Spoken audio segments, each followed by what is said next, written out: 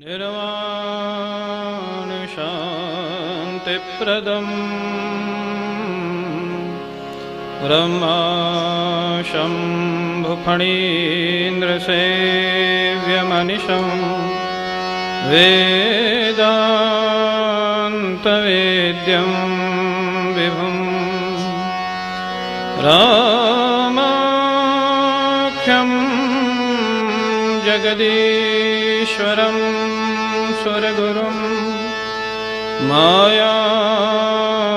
मायामनुष्यं हरिं वन्देऽहं करुणाकरं रघुवरं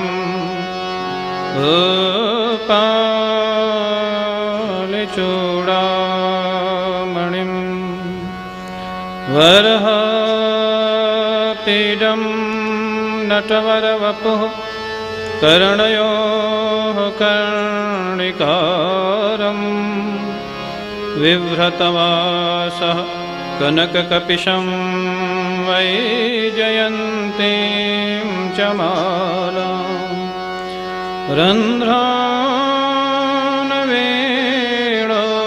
रन्ध्रानवेणोरधरसुधया पूरयन् गोपवृन्दैः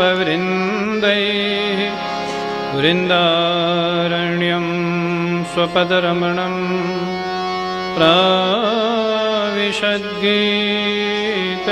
प्राविशद्गीतकीरुतिः वन्दे बोधमयं नित्यं गुरुं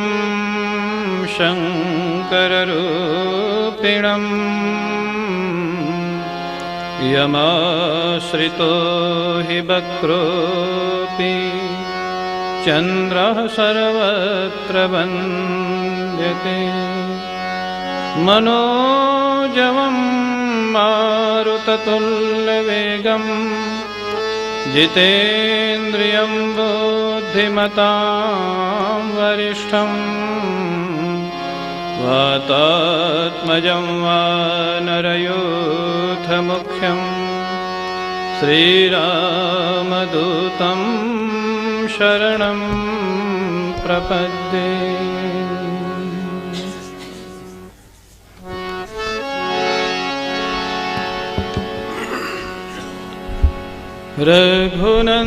रघुनंदन राघव राम हरे सिया राम हरे सिया राम हरे रघुनंदन राघव राम हरे सिया राम हरे सिया राम हरे रघुनंदन राघव राम हरे सिया राम हरे सिया राम हरे रघुनंदन राघव राम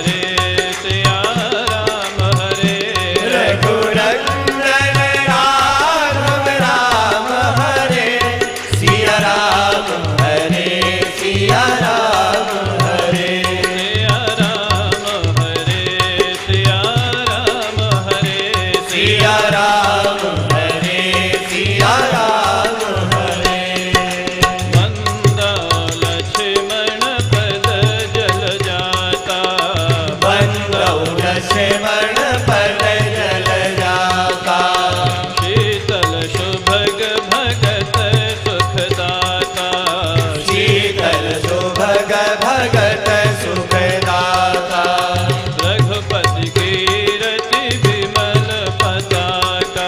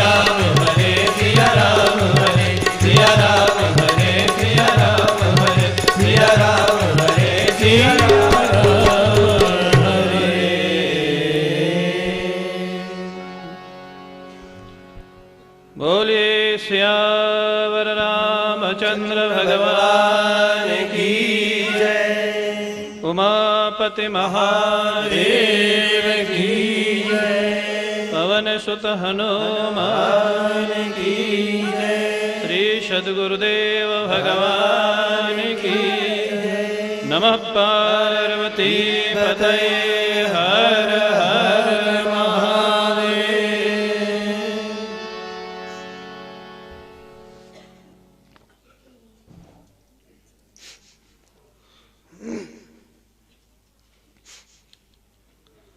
परम पूज्य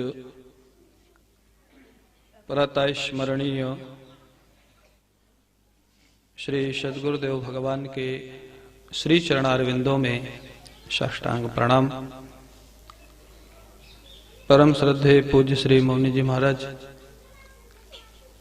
श्रद्धेय स्वामी मुक्तानंद जी महाराज, श्रद्धेय शास्त्री जी, श्रद्धेय बाबा जी, पूज्य संत वृंद, समुपस्थित भगवत कथा अनुरागी सज्जनों, हम सभी लोग पुनः प्रभु श्री राम के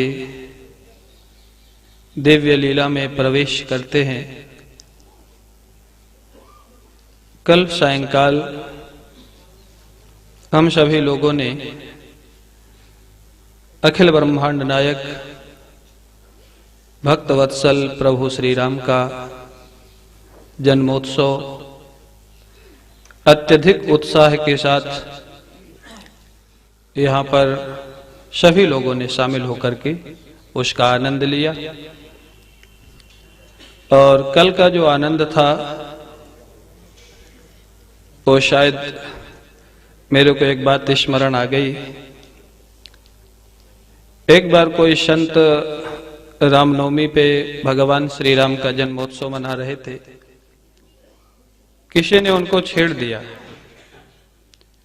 किसी ने कहा कि महाराज दशरथ ने तो 1 महीने तक जन्मोत्सव मनाया था इतना विशाल रूप में, तो आप इतने छोटे रूप में मना करके प्रभु श्री राम की महिमा बढ़ा रहे हैं या कम कर रहे हैं? संत तो संत है, उनका जो भाव होता है। संत ने बड़ा मधुर जवाब दिया।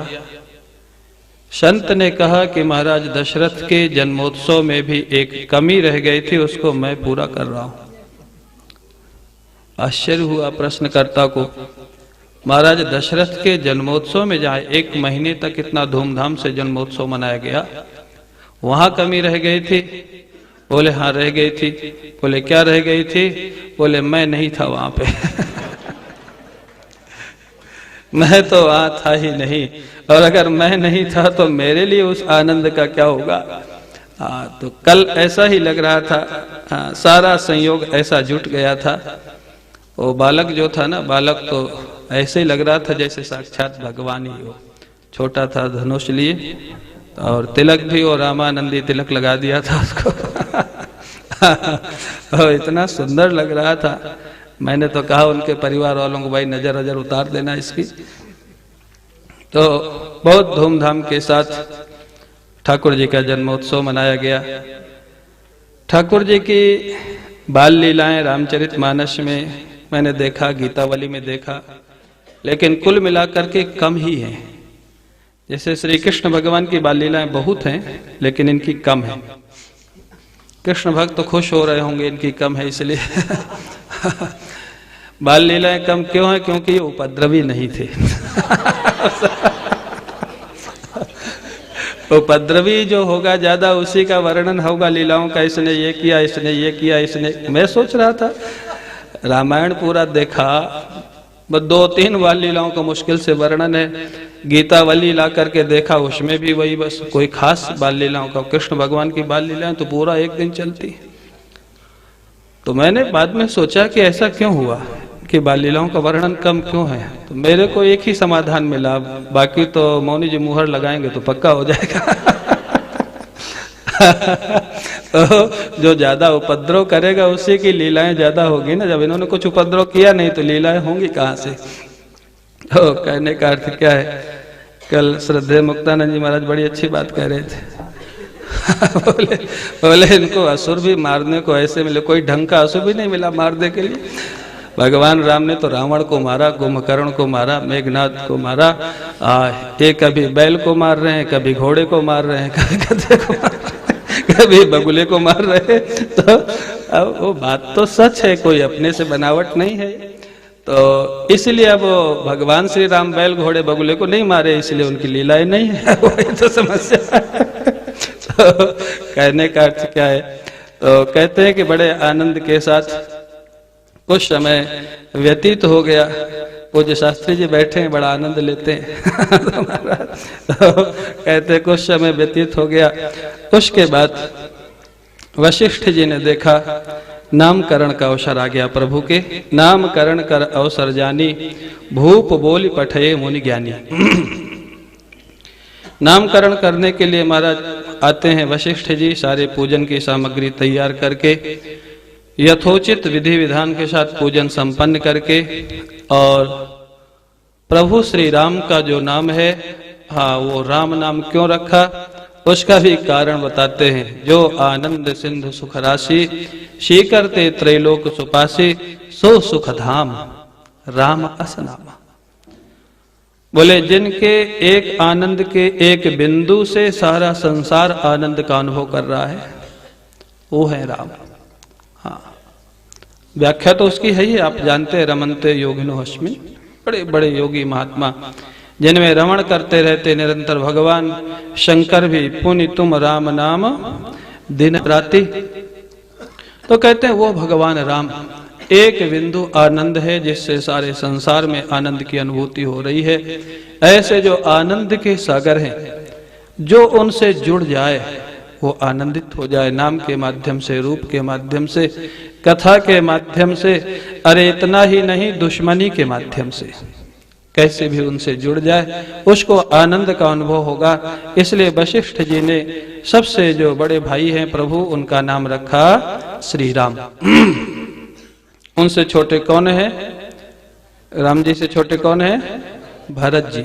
हाँ, तो भरत जी का नाम भरत क्यों रखा गया? वैसे भी भ्रिय भरणे धातु है, भरण पोषण जो करते हैं, विश्व भरण पोषण कर जोई, ताकर नाम भरत अस होई। अब यहां पर एक प्रश्न खड़ा है, दुनिया का भरण पोषण श्री राम करते हैं या भरत करते हैं? भाई एक तरफ तो ये कहा जाता है कि सारे संसार का भरण पोषण तो प्रभु ही करते हैं, लेकिन यहाँ गोस्वामी जी और वशिष्ठ जी कह रहे हैं, भगवान शंकर पार्वती जी को सुना रहे हैं, सारे विश्व का भरण पोषण भरत करते हैं, इसलिए उनका नाम भरत हुआ। क्यों भाई? पूज्य पंडित रामकिंकर जी महाराज एक बात कहते थे, बोले अगर विचार करके देखा जाए, प्रभु हैं, सर्वसमर्थ है, एक अलग बात है, लेकिन विचार करके देखा जाए कि जब भरत नहीं थे अयोध्या में और राम राज्य का प्रयास किया गया, तो राम राज्य हुआ या राम वनगमन हुआ? क्या हुआ? भगवान राम तो थे अयोध्या में, भरत जी नहीं थे। राम राज्य का पूरा प्रयास किया महाराज दशरथ ने, यहां तक कि कैकेयी से बहुत सारी प्रार्थनाएं की, आगे सुनेंगे।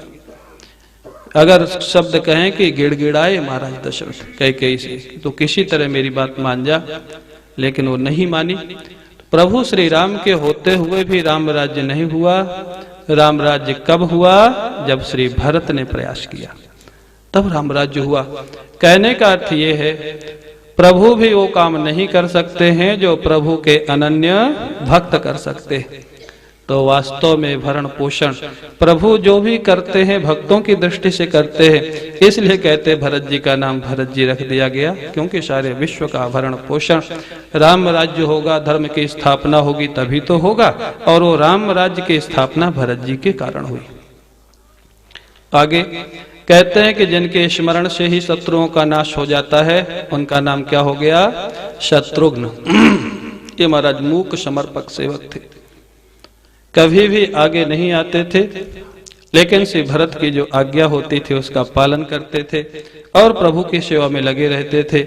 अनेक लक्षणों से जो युक्त हैं, सारे संसार के आधार हैं, ऐसे प्रभु के जो अनुज हैं, सुमित्रा के सुपुत्र हैं, उनका नाम श्री वशिष्ठ जी ने रखा लक्ष्मण। चारों का नामकरण हुआ। ब्राह्मणों को महाराज बहुत सब कुछ दान दिया गया, जितना जिसको चाहिए सब कुछ महाराज देते थे। और बचपन से ही जो दोनों भाई हैं लक्ष्मण और शत्रुघ्न, श्री लक्ष्मण जी श्री राम की सेवा में और शत्रुघ्न श्री भरत की सेवा में, यही तो है महाराज। हाँ, उन्होंने दोनों ने ही इनको चरु दिया था, इन दोनों ने वापस उन्हीं दोनों की सेवा में लगा दिया। अनेक प्रकार की वो लीलाएं करते हैं। कभी कौशल्या माता उनको गोद में लेके ऊपर उछालती हैं, कभी पालने में झुलाती है, कभी वो पालने में लेटे लेटे अपने दोनों हाथ से पकड़ करके महाराज पैर का अंगूठा चूसने लग जाते हैं। अनेक तरह की लीलाएं करते हैं। उसके बाद गोस्वामी जी महाराज कहते हैं कि एक बार की बात है, कौशल्या मैया ने प्रभु श्री राम को स्नान करा करके कपड़े पहना करके पालने में लिटा दिया।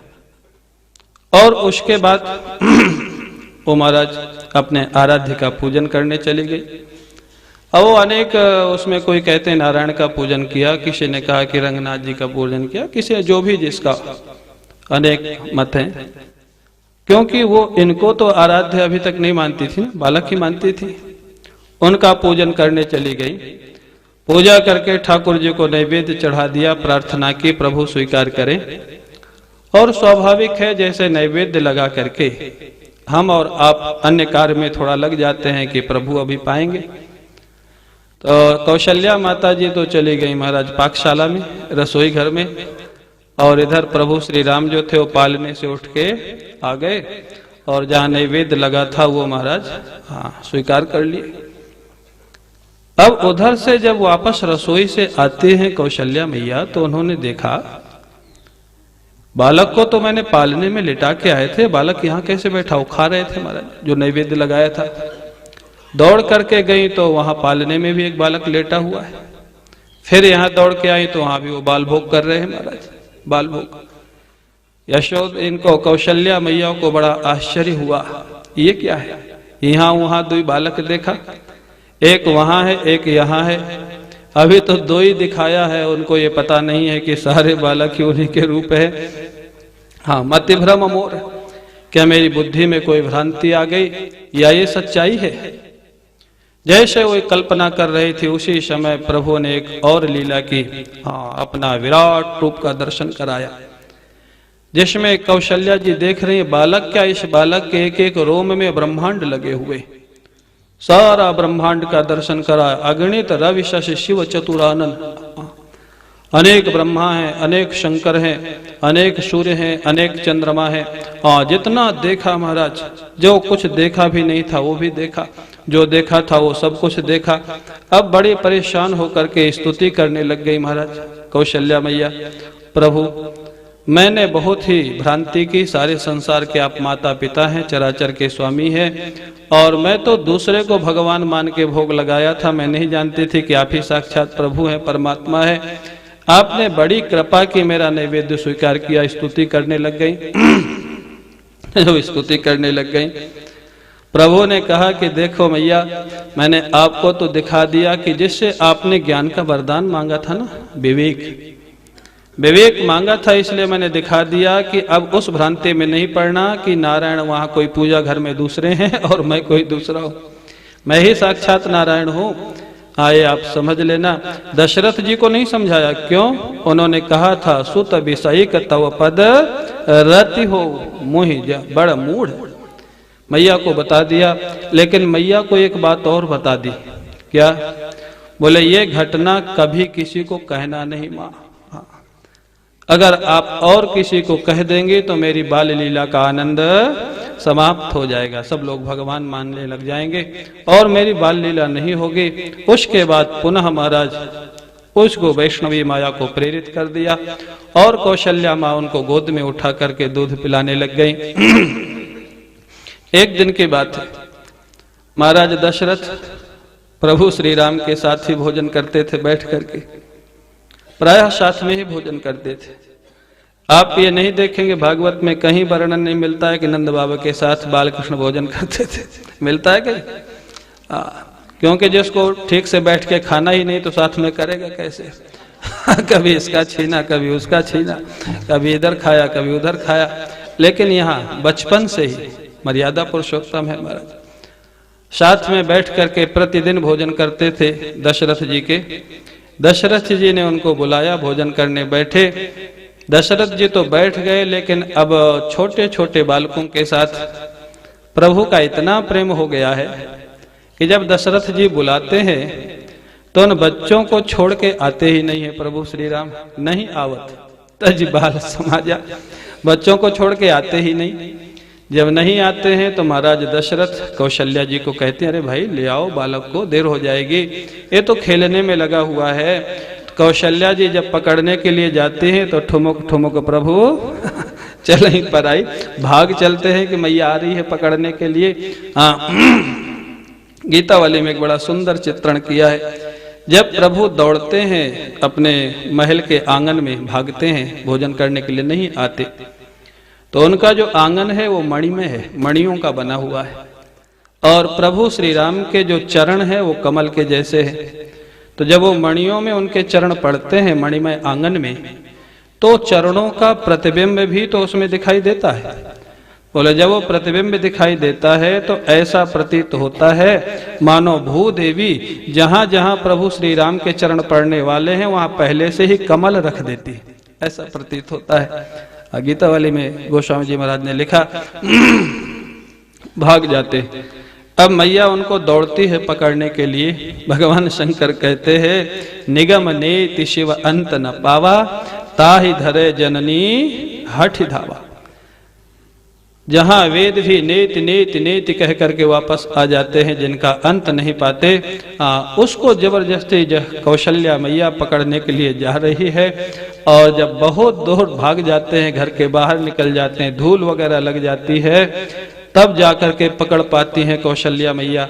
लेकिन उसके बाद भी थोड़ा बचपन तो है ही है, बैठ के भोजन तो करते हैं, लेकिन जानते हैं थोड़ा मौका मिलते ही बच्चे तो सब बाहर ही खड़े थे, जब बुलाने लगते हैं तो भाज चले किलकत उठ के बीच में फिर भाग चलते हैं। बोले क्या खा रहे थे? बोले दही भात, दधि ओदन।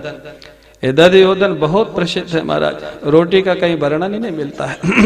चाहे कृष्ण भगवान हो चाहे राम जी हो, दही भात। कहते हैं जो चावल ज्यादा खाते हैं ना उनकी बुद्धि बहुत तीव्र होती है, और जो रोटी ज्यादा खाते हैं उनका शरीर बलिष्ठ होता है। इसलिए पंजाब के लोगों का शरीर तगड़ा होता है, बंगाल के लोगों की बुद्धि तेज होती है, आप जानते हैं। ये उसका तो भगवान जो है ना दही भात बहुत खाते थे महाराज। अब वो जब महाराज जाते हैं कौशल्या वहां पकड़ने के लिए, किसी तरह पकड़ के लाती है, अनेक तरह की लीला करते। काकभूषुंडी जी भी आते हैं। 5 वर्ष तक की अवस्था जब तक प्रभु की रहती है तब तक काकभूषुंडी जी अयोध्या में ही रहते। कभी कभी जब वो काकभूषुंडी आ जाते थे महाराज, वो तो प्रभु पहचानते थे और वो भी पहचानते थे, बाकी कोई नहीं जानता था क्या लीला है। कभी कभी उनको पुआ दिखाते थे, कौआ को, काकभूषुंडी को। जब वो कौआ दौड़ने लग जाए पीछे पीछे तो भाग चले। अब जब वो काकभूषुंडी देखें कि ठीक है नहीं दे रहे हैं प्रभु, कोई बात नहीं है, तो चुपचाप बैठ जाएं, तो फिर महाराज उनके पीछे दौड़े, भाग चलो तो पूप दिखावें। जब मैं चला जाता था तो फिर पुआ दिखाने लगते थे। खाते खाते जो महाराज गिर जाता था कुछ जूठन, काकभूषुंडी जी कहते मैं वही उठा के खा लेता था और अपने को तृप्ति का अनुभव करता था, परमानंद का अनुभव करता था। ऐसे महाराज जो प्रभु श्री राम है ना, उनका महाराज चूड़ाकरण हुआ। चूड़ाकरण, चूड़ाकरण जानते हैं? हाँ है, चूड़ा है। चूड़ाकरण माने मुंडन संस्कार। उसके बाद चूड़ा बोलते हैं चोटी को। चोटी भगवान की रखी गई। आजकल तो है कि नहीं? नहीं है महाराज, आधे से ज्यादा लोगों की तो नहीं होगी, बहुत लोगों की होगी। चोटी नहीं रखते और कहते क्या है कि महाराज नाई ने काट दिया, क्या करें? नाई तुम्हारा कान क्यों नहीं काटा, चोटी ही क्यों काटा? अपने से बराबर करवा देते हैं।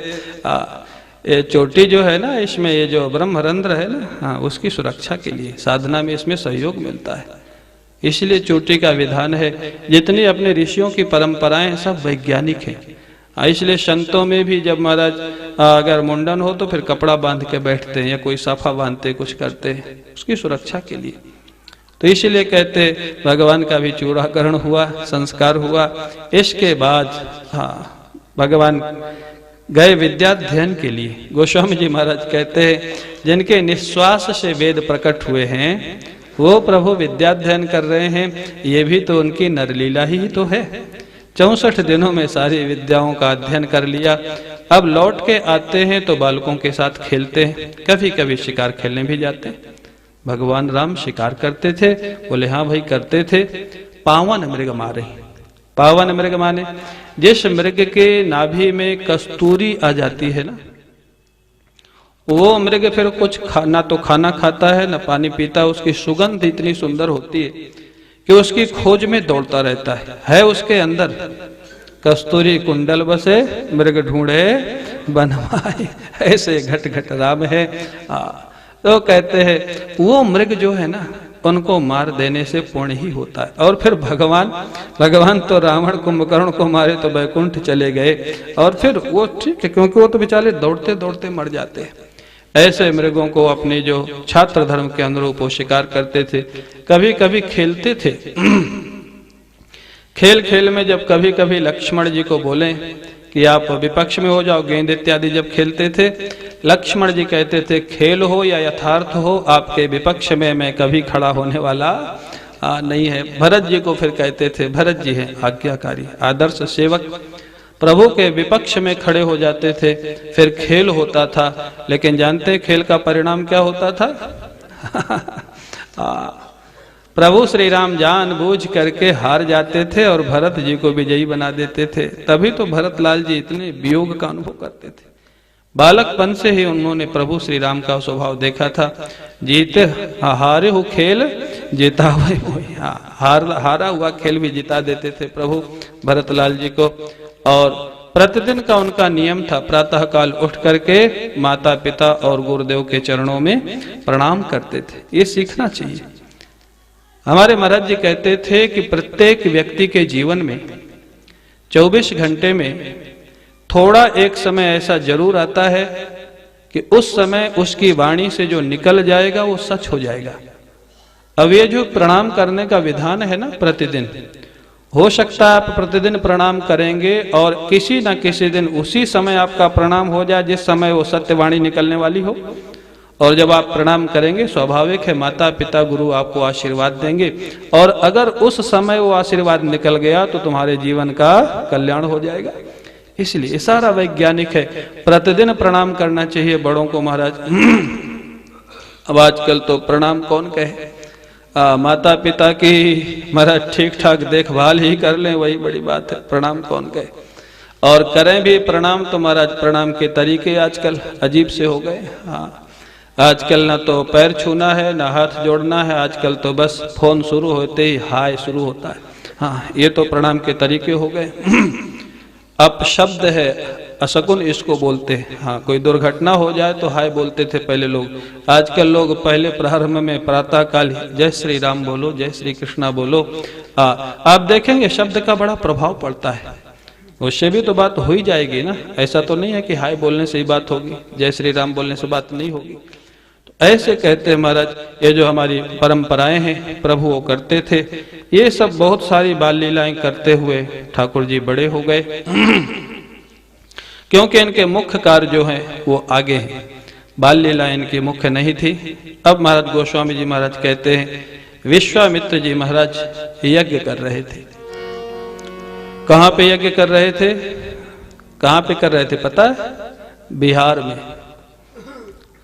बिहार में बड़े निशाचर उनको परेशान करते थे। महाराज सुबाहु, मारीच, ताड़का, ये सब महाराज कब की घटना है? बोलिए सदगुरुदेव भगवान की। यज्ञ करते थे वहां। तो बिहार में वो जो निशाचर थे वो विश्वामित्र जी को यज्ञ नहीं करने देते थे।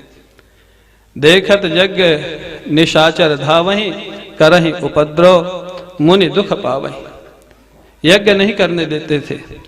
तो मेरे को तो एक दिन ये मन में आया कि बिहार की जो दशा है एक कलयुग में नहीं बिगड़ी है तो त्रेता से ही बिगड़ी हुई थी महाराज। उस समय भी बक्सर जो आज जगह है ना बक्सर, वहीं विश्वामित्र जी रहते थे, वहीं पर उनका यज्ञ हो रहा था।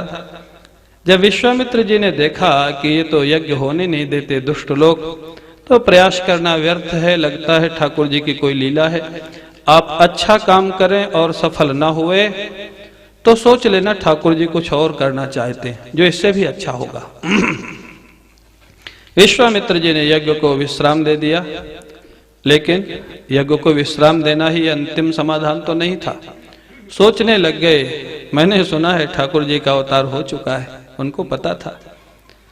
वो वहां से चले अयोध्या जी के लिए। वहां से अयोध्या जी में आने के बाद महाराज दशरथ के यहाँ पहुंचे। जैसे महाराज दशरथ ने सुना महर्षि विश्वामित्र जी आए हैं, जाकर के बड़ा प्रेम से स्वागत किया, महलों में लाए, उनके चरण धोए, आसन दिया और महाराज चारों पुत्रों को बुला करके प्रणाम करवाया।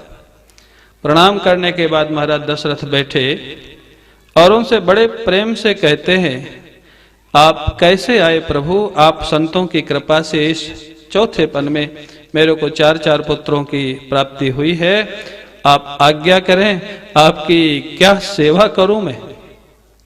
जब ये उन्होंने कहा क्या सेवा करूं, बड़े प्रेम से और हृदय से उन्होंने कहा। जब हृदय से कहा तो विश्वामित्र जी ने अपनी बात रख दी। गोस्वामी जी महाराज लिखते हैं, असुर समूह सता वही मोही, मैं जाचन आयो नृप तोहि, अनुज समेत देहु रघुनाथा, निश्चर बध में हो बसना था। महाराज निशाचर लोग मेरे को बड़े परेशान कर रहे हैं, आप श्री राम और लक्ष्मण को अगर दे दें तो ये निशाचरों का वध कर देंगे और मेरा यज्ञ सफल हो जाएगा, समाज का एक बहुत बड़ा कार्य हो जाएगा। इतना प्रेम था महाराज दशरथ का, जितना अधिक प्रेम था उतना ही अधिक कष्ट हुआ ये बात सुन करके। और इतना ही नहीं, महाराज दशरथ बड़े शीलवान हैं, मर्यादा पुरुषोत्तम प्रभु के पिता हैं, लेकिन इतना कष्ट हुआ इस वचन को सुन करके। ये तो नहीं कहा कि नहीं दूंगा, लेकिन विश्वामित्र जी को ये तो कह ही दिया, महाराज वैसे तो आप बहुत विद्वान हैं, बहुत तपस्वी है, लेकिन ये जो आपने मांग की है ना, ये लगता आपने सोच विचार के नहीं की। विप्र वचन नहीं कहो बिचारी, ये प्रेम की पराकाष्ठा है महाराज दशरथ के। क्यों? उन्होंने तो वरदान मांगा हुआ है ना, सुत विषय तवपद रति हो, कैसे छोड़ सकते हैं? उन्होंने कह दिया अंत में, सारे पुत्र मेरे को प्राणों के जैसे प्रिय हैं, लेकिन एक बात जो महाराज दशरथ ने कही, राम देत नहीं बने गुसाई, मैं चाहूं भी तो भी मैं श्री राम को नहीं दे सकता हूं, मेरी असमर्थता है, मेरी विवशता है। ये है प्रेम, ये महाराज दशरथ का जो प्रेम है, वो प्रेम देख करके थोड़ी देर के लिए महाराज सारे लोग स्तब्ध रह गए, शांत रह गए। क्यों? प्रेम की पराकाष्ठा है महाराज दशरथ की। ना तो विश्वामित्र जी कुछ बोले और ना वशिष्ठ जी बोले। थोड़ी देर के बाद महाराज दशरथ जब थोड़ा सावधान हुए, तब वशिष्ठ जी ने उनको थोड़ा एकांत में ले जाकर के समझाया। बहुविधि समझावा लिखा है। बहुविधि क्या समझाया? 2 बात लिखी है महाराज, शायद गीता वाले में या किसी टीकाकार ने लिखा, 2 बातें लिखे। एक बात तो ये समझाई महाराज दशरथ, आपके जो सुपुत्र हैं ये निशाचरों को मारेंगे, ये विश्वामित्र जी कह रहे हैं, लेकिन वास्तविकता यह है कि विश्वामित्र जी स्वयं उन निशाचरों को मार सकते हैं। वो आपके पुत्रों का यश बढ़ाने के लिए, सम्मान बढ़ाने के लिए ले जाना चाहते हैं। महाराज आप उनको दे दीजिए। महाराज दशरथ ने कहा, गुरुदेव मेरे को सम्मान नहीं चाहिए, मेरे को तो अपना राम चाहिए। मेरे को यश नहीं चाहिए, मैं नहीं दे सकता हूं। यद्यपि वशिष्ठ जी जानते हैं कि अभी लीला का भेद नहीं खोलना है, लेकिन महाराज नहीं मान रहे। और विश्वामित्र जी के साथ अगर नहीं जाएंगे तो आगे की लीला का क्रम नहीं बनेगा। तब वशिष्ठ जी को थोड़ी देर के लिए भेद खोलना पड़ा। महाराज दशरथ, क्या आप जानते हैं राम कौन है? साक्षात जगन नियंता, अखिल ब्रह्मांड नायक प्रभु हैं। ये आपके पुत्र के रूप में जो लक्ष्मण है ये शेष हैं, और जो भरत है ये शंख के अवतार हैं प्रभु के, और जो शत्रुघ्न है वो सुदर्शन के अवतार है। तब चारों का भेद बताया। थोड़ी देर के लिए जैसे महाराज एक जो आवरण था हट गया महाराज दशरथ का, और नृप संदेह नाश कहाँ पावा। महाराज दशरथ का जो संदेह था वो दूर हो गया। उसके बाद उन्होंने विश्वामित्र जी को महाराज श्री राम और लक्ष्मण दे दिए। इतना होने के बाद भी महाराज जाते समय महाराज दशरथ की आंखों में प्रेम के आंसू थे। बार बार उनको यही लग रहा था कि कैसे रहेंगे, क्या करेंगे, कब आएंगे। लेकिन अब वशिष्ठ जी ने कह दिया, विश्वामित्र जी ने कह दिया, दे दिया। श्री राम लक्ष्मण और विश्वामित्र जी अयोध्या जी से महाराज यात्रा करते हैं बक्सर की। जब वहां पहुंचते हैं विश्वामित्र जी, वहां पर जैसे देखा ताड़का जो थी ना, ताड़का, उसने देखा अच्छा ये बाबा जी पहले अकेले रहता था, आज हमको मारने के लिए कोई दो वीर बहादुर धनुष बाण लेकर के आया। सबसे पहले दौड़ी महाराज। आप देखना, जैसे वो दौड़ी, विश्वामित्र जी ने कहा प्रभु एक तो ये है जो यज्ञ नहीं होने देती है। अभी मैं पहुंचा भी नहीं अपने आश्रम, बीच में ही आके खड़ी हो गई। जैसे प्रभु ने देखा ताड़का बड़ी भयंकर थी महाराज। कितने ऋषि मुनि, जो कमजोर ऋषि मुनि थे ना, उनको तो खा गई थी, बड़ी भयंकर थी ये। लेकिन प्रभु के लिए क्या भयंकर, जो काल के भी काल हैं। गोस्वामी जी कहते हैं, एक ही बाण प्राण हरि लीन्हा, दीन जानिते ही निज पद दीन्हा। एक ही बाण में कोई ज्यादा युद्ध नहीं करना पड़ा प्रभु को। एक बाण मारा और ताड़का का राम नाम क्या हो गया? सत्य हो गया। लोग राम नाम सत्य बोलने से घबराते हैं बहुत। कहते हैं अब यहाँ पर आजकल जो बहुत ज्यादा पढ़े लिखे लोग हैं ना, वो कहते हैं प्रभु श्री राम ने स्त्री का वध कर दिया, ये क्या मर्यादा पुरुषोत्तम थे। अरे तुम आधी अर्धाली क्यों देखते हो? वध तो किया, अगर वो वध नहीं करते तो स्वयं दुखी थी और दूसरों को दुख दे रही थी, स्वयं अशांत थी, दूसरों को अशांत कर रही थी। वध किया उसकी अशांति को दूर करने के लिए, लोगों की अशांति को दूर करने के लिए। लेकिन वध अगर द्वेष से करते तो ताड़का को नरक भेज देते प्रभु। कहां भेजा? क्या ताड़का के प्रति द्वेष था उनका, या ताड़का के प्रति प्रेम था? क्या कहेंगे आप? जब तक ये जो ग्रंथ है किन्हीं महापुरुषों से नहीं सुना पढ़ा जाए, तभी तक लोग मनमानी ढंग से उनका अर्थ लगाते। गोस्वामी जी की कई पंक्तियों पे लोग आक्षेप करते। एक पंक्ति बड़ी प्रसिद्ध है, ढोल गंवार, इतना उस पे झगड़ा करते, इतना हल्ला करते हैं। आप देखें वो पंक्ति कही किसने है? समुद्र ने कही है। अरे भाई, रामचरितमानस में जो रावण बोल रहा है वो भी लिखा है, जो मेघनाद बोल रहा है वो भी लिखा है, जो शूर्पणखा बोल रही वो भी लिखा है। लेकिन रामचरितमानस में तो सबका संवाद लिखा रहेगा ना। तो रामचरितमानस में जो श्री राम कह रहे हैं वो प्रामाणिक होगा, या रावण कह रहा है वो प्रामाणिक होगा? वो तो समुद्र कह रहा है और अपनी दीनता को प्रकट करते हुए कह रहा है। जब भगवान की प्रार्थना पर नहीं माना और भगवान ने बाण चढ़ा लिया मारने के लिए, तो अपने खिन्नता और अपने अज्ञानता को प्रकट करता हुआ समुद्र आता है और कहता महाराज हम लोग तो दंड के अधिकारी हैं, मूर्ख हैं, और हमारे साथ इतने लोग और हैं, ढोल गंवार शूद्र पशुनारी, ये सब ताड़न के अधिकारी। तो अब अगर समुद्र एक गैर जिम्मेदार व्यक्ति कुछ कह दे, वो अपनी हीनता को प्रकट करने के लिए चार आदमी को अपने नाम के साथ और जोड़ लिया, तो क्या वो प्रामाणिक हो गया? वो समझना चाहिए कि इस प्रसंग में क्या बात कही गई है। तो सज्जनों, ताड़का को लेके भी कई लोग कहते भगवान की पहली यात्रा हुई और पहली स्त्री वध कर दिया। आप आगे देखेंगे शबरी क्या थी भाई?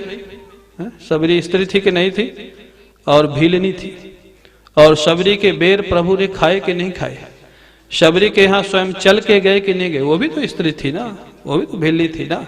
प्रभु मर्यादा पुरुषोत्तम है, प्रभु मर्यादा की स्थापना करते हैं। तो अगर द्वेष होता तो नरक देते ना, ताड़का को मार तो दिया, लेकिन क्या दिया? निज पद।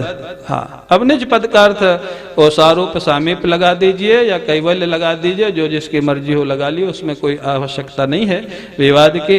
अब उसके बाद विश्वामित्र जी के यज्ञ में महाराज उन्होंने कहा आप निश्चिंत होकर के यज्ञ करिए। जैसे यज्ञ प्रारंभ हुआ, जानते हो एक दूसरा आ गया। कौन आ गया? मारीच। लय सहाय धावा मुनिद्रोही। हाँ, ये सब महाराज ये त्रेता की कथाएं हैं, कलयुग की नहीं है। इसलिए आज अगर साधुओं के पीछे कोई बदमाशी करे तो दुखी नहीं होना चाहिए, क्योंकि त्रेता में भी तो होता ही था। भगवान आए तभी तो गड़बड़ कम हुआ, दौड़ा महाराज। भगवान ने देखा कि इससे तो अभी आगे लीला में काम लेना है, तो इसको मारना ठीक नहीं है। बिनु सर बाण, बिना महाराज फर का बाण मारा, और 100 योजन माने 400 कोष और 1200 किलोमीटर। कहाँ गिरा जाके? लंका के पास गिरा। बक्सर से बाण मारा तो वहां गिरा जाके महाराज। ऐसा भगवान का बाण है। अब वो तो थोड़ी देर के लिए, वहां आगे प्रसंग में बताएगा, बहुत समय तक तो मेरे को राम जी देखते रहे जब वहां गिरा था। कोई किसी से बहुत भयभीत हो जाए व्यक्ति, या किसी से बहुत प्रेम हो जाए, दोनों अवस्था में व्यक्ति को फिर वो दिखाई देने लग जाता है। अब महाराज उसके बाद कहते हैं कि उन्होंने बड़ा सुंदर यज्ञ किया, यज्ञ बड़ा संपन्न हुआ। उसी समय महर्षि विश्वामित्र जी के पास महाराज विदेहराज जनक का मां जानकी के स्वयंवर का आमंत्रण पहुंच जाता है। महर्षि विश्वामित्र जी ने कहा, राम मैं चाहता हूं आप दोनों भी स्वयंवर में चले। आमंत्रण तो मिला था विश्वामित्र जी को, लेकिन वो विश्वामित्र जी के आज्ञाकारी, क्योंकि पिताजी ने समर्पित किया। उन्होंने कहा गुरुदेव हम तो आपकी आज्ञा में रहना है, आप जहां ले चलेंगे वहां चलेंगे। रास्ते में जा रहे हैं, रास्ते में जानते हुए भी प्रभु ने देखा एक शिला स्त्री के वेश में पड़ी हुई है। जानते थे सब कुछ, लेकिन नर लीला करते हुए उन्होंने पूछा विश्वामित्र जी से, ये कौन है? पूछा मुनि शिला प्रभु देखी, सकल कथा मुनि कहा विशिखी। उन्होंने महाराज स्पष्ट कह दिया कि इनके पति जो गौतम जी थे, इंद्र के कुकर्म के कारण उन्होंने अहिल्या को शाप दे दिया था पत्थर होने का। वो आपके चरणों के रज की प्रतीक्षा में वर्षों से पड़ी हुई है। जब उन्होंने प्रार्थना की थी तो उनके पति ने यही कहा था, प्रभु श्री राम आएंगे, उनके चरणों की रज जब तुमको मिलेगी तब तुम्हारा उद्धार हो जाएगा। राम आप कृपा करो इन पे। जैसे गुरुदेव ने आदेश दिया, प्रभु श्री राम ने अपने चरणों का स्पर्श करा दिया उस शिला में, और स्पर्श कराते ही परशत पद पावन, शोक नशावन, प्रकट भई तप पुंज सही। बोलिए सियावर रामचंद्र भगवान की जय। चरण रज का स्पर्श होते ही महाराज वो जो पत्थर की शिला थी, हाँ बहुत समय से जो प्रतीक्षा कर रही थी अहिल्या के रूप में महाराज प्रकट हो गई। अहिल्या ने जो स्तुति की है, आंखों में आंसू है, प्रेम के शरीर में रोमांच है। जुगल नयन जलधार बही, दोनों नेत्रों से प्रेम के अश्रुपात हो रहे हैं। चरणों में गिर पड़े, और अंत में यही है, एक संत की पत्नी है ना, ऋषि की पत्नी है। मुनि श्राप जो दीन्हा अति भल कीन्हा। प्रत्येक परिस्थिति में अच्छाई को निकाल लेना। आज अहिल्या कह रही है, अगर गौतम जी मेरे को शाप नहीं देते तो आज आपके चरण मेरे को प्राप्त नहीं होते। बहुत अच्छा किया। परम अनुग्रह मैं माना, देखूं भरी लोचन, हरि भव मोचन, यही लाभ शंकर जाना। भगवान शंकर जिसको जीवन का सबसे बड़ा लाभ मानते हैं, वो आज मेरे पति के शाप से प्राप्त हो गया। अगर मेरे पति वरदान दे तब तो कहना ही क्या है। ये है संत का जीवन। शाप से प्रभु का स्पर्श, प्रभु के चरण प्राप्त हो गए। बहुत स्तुति करके महाराज अपने पति के लोक को अहिल्या चली जाती है। इधर विश्वामित्र जी के साथ अब थोड़ा अपने को गति बढ़ानी पड़ेगी, क्योंकि थोड़ा तो सज्जनों, क्योंकि आज शाम तक विवाह का पूरा करना है काम। कोई कह रहा था कल तो आपने जन्म किया, आज विवाह कर देंगे। तो मैंने कहा भाई वो तो कथा है ना, 9 दिन में तो पूरी कथा हो जानी। भगवान तो इतने 1000 वर्ष रहे थे, अब इतने 1000 वर्ष ना हम रहेंगे ना आप रहेंगे तो कैसे होगा पूरा। तो यहाँ तो कई लोग 9 दिन रहे सुन रहे हैं, बाकी कई लोग तो 9 दिन भी नहीं आ रहे, कोई आज जाएगा, कोई कल जाएगा, कोई फिर आएगा। तो ये सज्जनों, अब कहते हैं कि वहां से आगे बढ़े तो विदेह का जो नगर है जनकपुर, वो पास में आ जाता है। बड़ा सुंदर नगर बना हुआ है महाराज। हाँ महाराज विदेह राज भागवत में आता है, उनके प्रसंग में महाराज पृथु के सैन्यापत्यम च राज्यम च दंड नेतृत्वमेव च सर्वलोकाधिपत्यम च वेद शास्त्र विदर्हति। देखिए शास्त्री जी वहां से बता दिए, यही आनंद है यहाँ का। कुछ अपने को भूल जाए तो यहाँ बताने वाले हैं बहुत। वेद शास्त्र विदर्हति कहते हैं कि वास्तव में जो शास्त्रज्ञ है, विद्वान है, तत्वनिष्ठ महापुरुष है, वही वास्तविक राजा होने लायक होता है। क्यों? वो निष्कपट होगा, वो महाराज राग द्वेष विहीन होगा, और उसकी एक दृष्टि होती है। विदेहराज जनक जहाँ राजा है वहां की व्यवस्था का क्या कहना है? और तो कहते हैं वापी है, सरोवर है, सारी प्रजा बड़ी प्रसन्न है, बाहर के बगीचे महाराज उसमें बड़े बड़े पुष्प लगे हैं, फल लगे हैं, भौरे गुंजार कर रहे हैं। ये सुंदर महाराज सारा जब देखा, एक आम के वृक्षों का बगीचा था, अमराई आम के वृक्षों का बगीचा था। विश्वामित्र जी ने कहा प्रभु श्री राम से, मेरा मन कर रहा है कि मैं यहीं रहूं। संतों का जो स्वभाव होता है ना, वो जब बाहर रहने का हो जाता है जंगल में, आश्रमों में, तो घरों में रहने में, कोठियों में रहने में उनको घुटन महसूस होती है। ये देखा है मैंने। एक बार पूज्य मौनी जी कह रहे थे, बोले हमको कहीं भी कमरा मिले लेकिन हमको आसमान दिखना चाहिए। आसमान न दिखे तो घुटन हो जाती। वो स्वभाव हो जाता है रहते रहते। तो सज्जनों, विश्वामित्र जी ने कहा मेरे को यहाँ लग रहा है श्री राम अपने लोग यहीं ठहर जाते हैं। प्रभु श्री राम ने कहा ठीक है प्रभु, आपकी जहाँ आज्ञा हो। वहाँ प्रभु ने उनकी सारी व्यवस्था कर दी, आसन वगैरह लगा दिया। और उसके बाद महाराज उधर पास में बड़े सुंदर फूल लगे हुए थे, कुछ फूल चाहिए भी थे और कुछ देखने के लिए दोनों भाई चले गए। जब वो चले गए, उधर विदेहराज जनक को सूचना मिल गई कि विश्वामित्र जी आए हुए हैं। विदेहराज जनक शतानंद इत्यादि को लेकर के, सबको लेकर के महर्षि विश्वामित्र जी के पास आए। उनका बड़ा स्वागत सत्कार किया। स्वागत सत्कार करके बैठने ही वाले थे, उसी समय श्री राम और लक्ष्मण का प्रवेश हुआ। वो भी पुष्प इत्यादि लेकर के आ गए थे। जैसे उनको देखा, बैठते बैठते रह गए महाराज, खड़े ही रह गए महाराज जनक। और देखा तो देखते ही रह गए श्री राम और लक्ष्मण को। बहुत देर तक तो महाराज एक टक ही देखते रह गए। श्री राम से दृष्टि ही नहीं हट रही है। क्यों? पूज्य राम किंकर जी महाराज कहते हैं, वेदांत में बुद्धि कृतार्थ हो जाती है, मन कृतार्थ हो जाता है, अंतःकरण कृतार्थ हो जाता है, लेकिन आंखें, राम किंकर जी बड़ा अच्छा भाव है, बोले आंखें तो तभी कृतार्थ होंगी जब वो ब्रह्म सगुण साकार बन के सामने आएगा, तभी कृतार्थ होगी ना। इसलिए विदेहराज जनक अभी तक सब कुछ अनुभव कर चुके थे, लेकिन आंखों का कृतार्थ होना बाकी था। आज वही ब्रह्म, जिस ब्रह्म के लिए वो इतने समय से ब्रह्मानंद में डूबे रहते थे, आज वही ब्रह्म तो सामने खड़ा है। वो विदेहराज जनक बहुत देर तक देखते रह गए, बहुत देर तक। जब वहां देखते रह गए तो अब क्या करें? न विश्वामित्र जी कुछ बोल पा रहे हैं, न महाराज विदेहराज जनक बोल पा रहे हैं, और प्रभु को तो बोलना ही नहीं था। तब कौन बोले? अब या तो ये मान लें कि भगवान शंकर बोले, या तो ये मान लें कि तुलसी बाबा बोले। कथा तो आगे बढ़ानी पड़ेगी। उस दृश्य का वर्णन करते, क्या हुआ विदेहराज जी को, क्या हुआ, कुछ बोल क्यों नहीं पा रहे हैं? गोस्वामी तुलसीदास जी महाराज बड़ी सुंदर बात लिखते हैं। मूर्ति मधुर मनोहर देखी, भयउ विदेह विदेह विषेखी। गोस्वामी जी महाराज कहते हैं अभी तक इनका विदेह नाम था, ये वास्तव में विदेह रहते भी थे, लेकिन आज विशेष विदेह हो गए।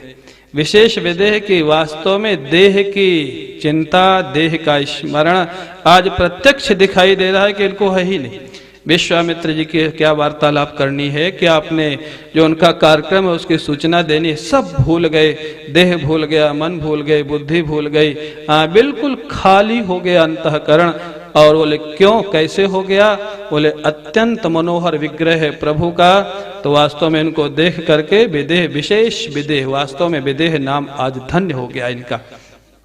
उसके बाद बहुत देर के बाद जब वाह्य अवस्था में आते हैं विदेहराज जनक, तब उन्होंने आंखों में जिनके प्रेम के आंसू हैं, शरीर में रोमांच है, विश्वामित्र जी से पूछ रहे हैं कौन है ये?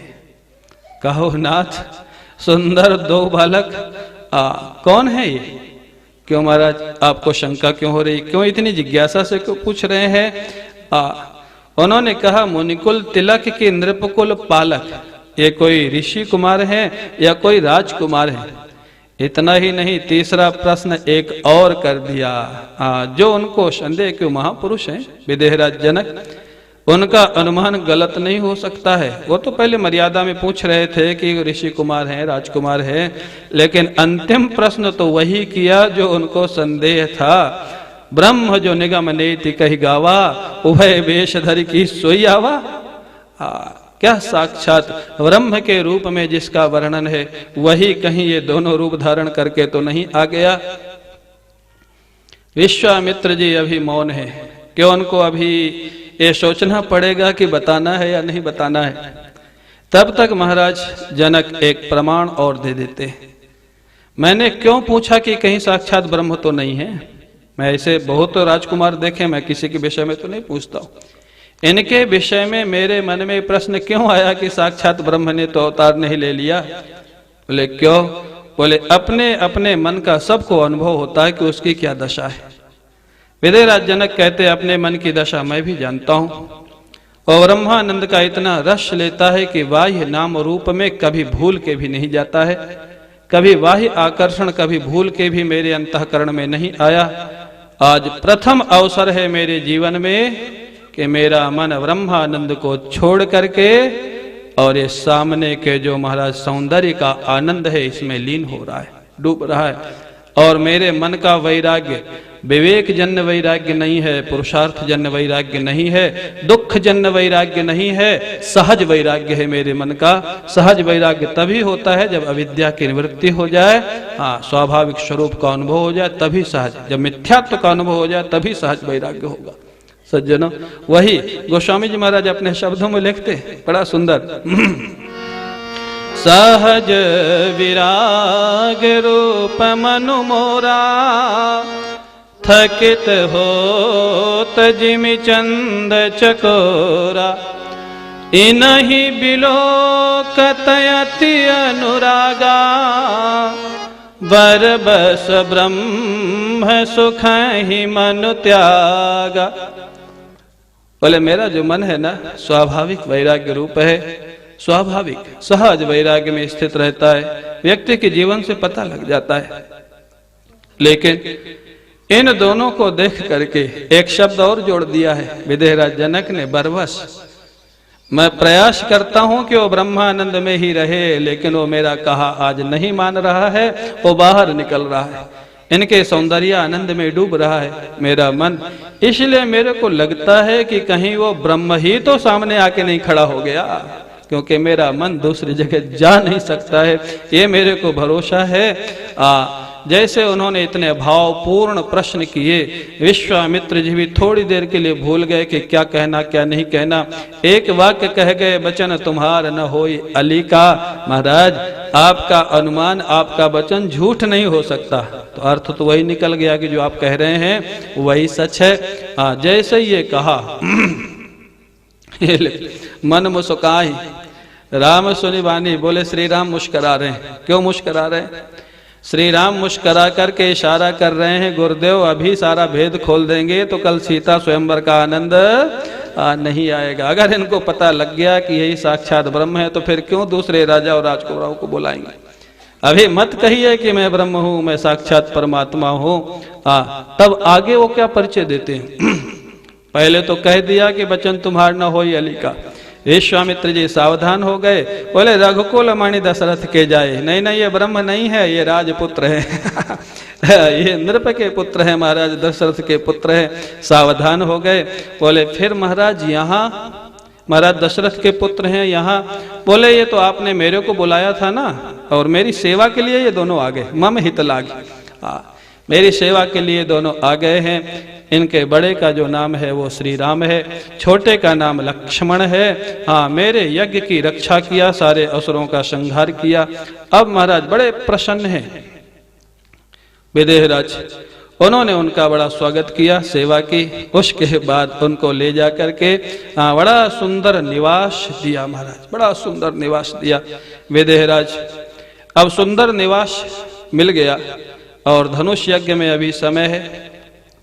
प्रभु श्री राम ने कहा विश्वामित्र जी से, अपराह्न का समय था महाराज, लखन लाल जी सोच रहे हैं कि आज समय हमारे पास खाली है तो जनकपुर का दर्शन कर ले। लखन हृदय लालसाभिषेकी। जैसे उन्होंने कहा, विश्वामित्र जी की आंखों में आंसू आ गए, क्योंकि वो तो जानते हैं कि साक्षात परमात्मा है। लेकिन क्या मर्यादा है, परमात्मा है लेकिन फिर भी बिना आज्ञा के जाना नहीं है। मर्यादा पुरुषोत्तम है ना, बिना आज्ञा के नहीं जा सकते। अगर आपकी आज्ञा हुए तो मैं महाराज जाऊं और लक्ष्मण जी को नगर दिखा करके तुरंत समय पे आ जाऊंगा। अब आप देखें, दोनों का आप मिलान करें। यहाँ पर भी प्रभु नगर दिखाने जा रहे हैं, और जब श्री कृष्ण गए थे मथुरा तो भी महाराज नगर दिखाने गए थे, ग्वाल बालों को गए थे ना, दोनों जगह। एक कह के गए थे, जो श्री राम जो कह के गए थे वही करके आए, और जो श्री कृष्ण कह के गए थे वही करके आए या नहीं आए? बताओ, आप ही बताओ।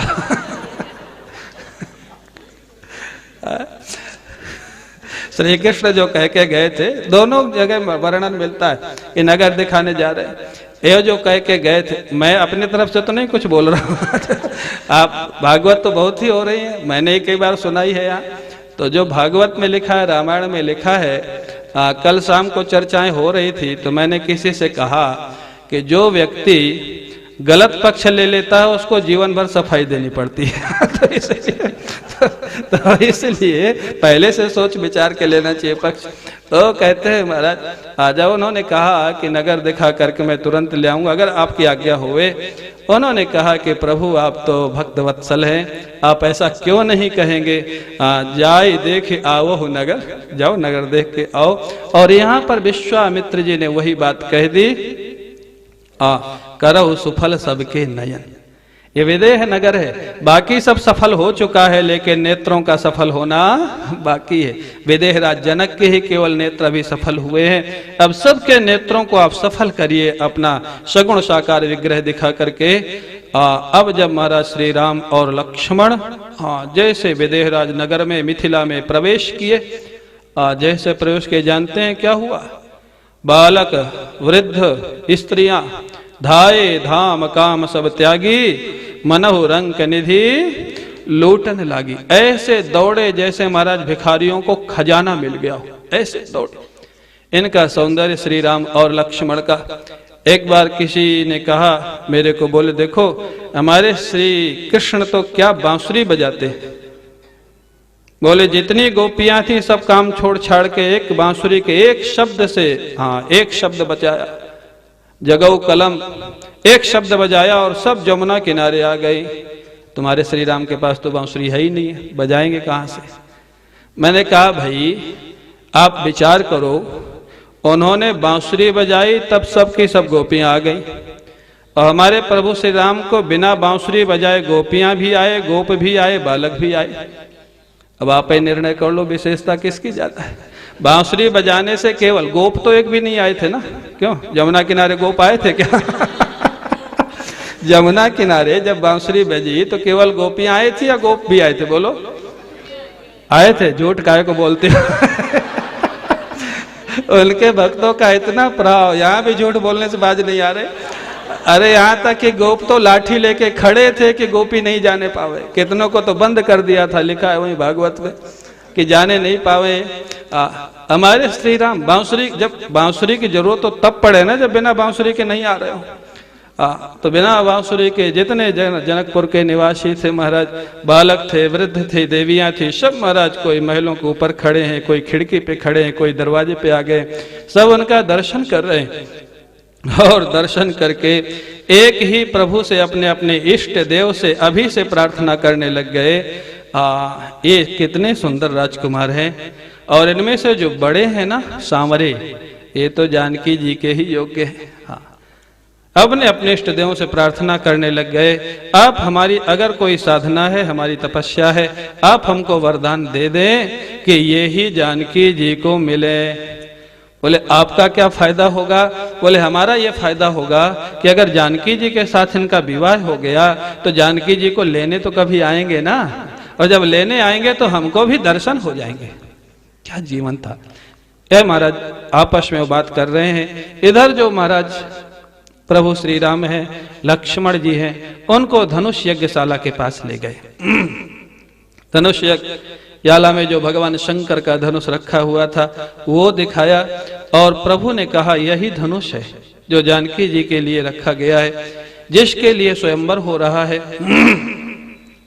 जितने बालक थे महाराज, कोई भी बात पूछते हैं प्रभु श्री राम की वो जगह कहाँ है, 10 बालक कहते हमको पता, हमको पता, हमको पता। क्यों? सब साथ में जाना चाहते, सब उनको दिखाना चाहते। इतना प्रेम जनकपुर के वासियों में। वो धनुष यज्ञशाला देखी और भी नगर देखा, और नगर देख करके अब महाराज समय रहते बिल्कुल ठीक समय पर प्रभु लक्ष्मण जी को लेकर के और पहुंच जाते हैं महर्षि विश्वामित्र जी के पास। इतने पर भी कितना संकोच है। हाँ, लगता है कहीं विलंब तो नहीं हो गया, गुरुदेव कहीं नाराज तो नहीं हो जाएंगे। ये भी धनुष देखे, और भगवान कृष्ण भी धनुष देखे थे मथुरा में। उन्होंने क्या किया था, इन्होंने क्या किया, आप देखो। हाँ, ये तो दर्शन करके चले आए, और वो उसी दिन तोड़ ताड़ के चले आए थे। चले आए थे ना। तो कहने का अर्थ क्या है, वो ठीक है, ये मर्यादा पुरुषोत्तम है, वो लीला पुरुषोत्तम है, दोनों का अलग अलग आनंद है। सज्जनों, गुरुदेव के पास आ गए, संध्या काल हुआ था, संध्या वंदन किया। संध्या वंदन करके दोनों भाई गुरुदेव के चरण दबाने लग जाते हैं। गुरुदेव उनको कथा कहानियां सुनाते हैं, शास्त्र सुनाते हैं। उसके बाद गुरुदेव ने आज्ञा दी, श्री राम अब आप लोग भी सो जाओ। जब श्री राम लेट गए तो लक्ष्मण जी उनके चरण दबाते हैं। क्या मर्यादा थी। आपने कभी सुना कि श्री कृष्ण ने बलराम जी के चरण दबाए? क्यों? आए कहीं भागवत में? बुरा नहीं मानना, जो बात है वही मैं पूछ रहा हूँ। लिखा है कहीं कि श्री कृष्ण ने कभी दबाए, श्री राधा रानी के तो दबाते हैं, वो तो अलग बात है।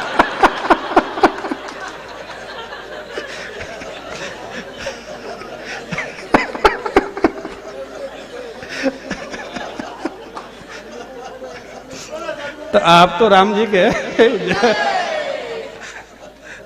तो कहते हैं महाराज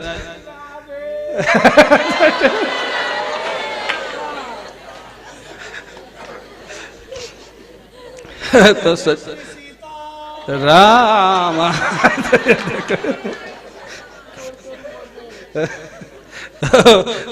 लक्ष्मण जी प्रभु के चरण दबाए, और प्रभु ने उनको आज्ञा दी तो वो भी शयन करने चले गए।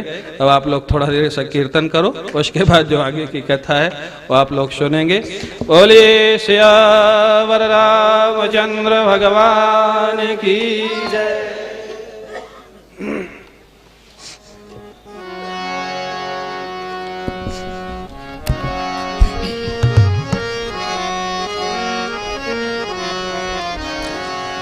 लागल जनकपुर में मेला, जय हो। अरे लागल जनकपुर में मेला, देखें का हमर मनवा करेला। लागल जनकपुर में मेला, देखें का हमर मनवा करेला। लागल जनकपुर में मेला, देखें का हमर मनवा करेला। लागल जनकपुर में प्रेम से ताली बजा कर गाइए। बक्सर सहरिया से अलन के बाबा, बक्सर सहरिया से अलन के बाबा, बक्सर सहरिया से अलन एक बाबा, बक्सर से हैया से अलन के बाबा, संग में लिए दुख चेला, देखे हमर मनवा करेला, संग में लिए दुख चेला, देखबे हमर मनवा करेला। लागल जनकपुर में मेला, देखे हमर मनवा करेला, लागल जनकपुर में मेला, देखे हमर मनवा करेला। देश देश के भूपति आए, देश देश के भूपति आए, देश देश के राजा आए, देश देश के राजा आए। एक से एक अलबेला, देखे हमर मनवा करेला, एक से एक अलबेला, देख के हमर मनवा करेला। लागल जनकपुर में मेला, देखे हमर मनवा करेला, लागल जनकपुर में मेला, देखे हमर मनवा करेला। राजा जनक जी धनुष प्रण कीन्हा, राजा जनक जी धनुष प्रण कीन्हा, राजा जनक जी कठिन प्रण कीन्हा, राजा जनक जी कठिन प्रण कीन्हा। कौन वीर तोड़े अकेला, देखे हमर मनवा करेला, कौन वीर तोड़ ले अकेला, देख के हमर मनवा करेला। लागल जनकपुर में मेला, देखे हमर मनवा करेला, लागल जनकपुर में मेला, देख हमर मनवा करेला। राम लखन दो मोहनी मूरति, राम लखन दो मोहन मूरति, राम लखन दो मोहनी मूर्तिया, राम लखन दो मोहनी मूरतिया, मोहनी मूर्तिया हो मोहनी मूर्तिया, मोहनी मूरतिया, मोहनी मूरतिया। कैसे पैसा न लागे अधेला, देखे हमर मनवा करेला, पैसा लागे ना अधेला, देखे हमर मनवा करेला। अरे लागल जनकपुर में मेला, देखे हमर मनवा करेला, लागल जनकपुर में मेला, देखे हमर मनवा करेला। लागल जनकपुर में मेला, देखे हमर मनवा करेला, लागल जनकपुर में मेला, देखे हमर मनवा करेला।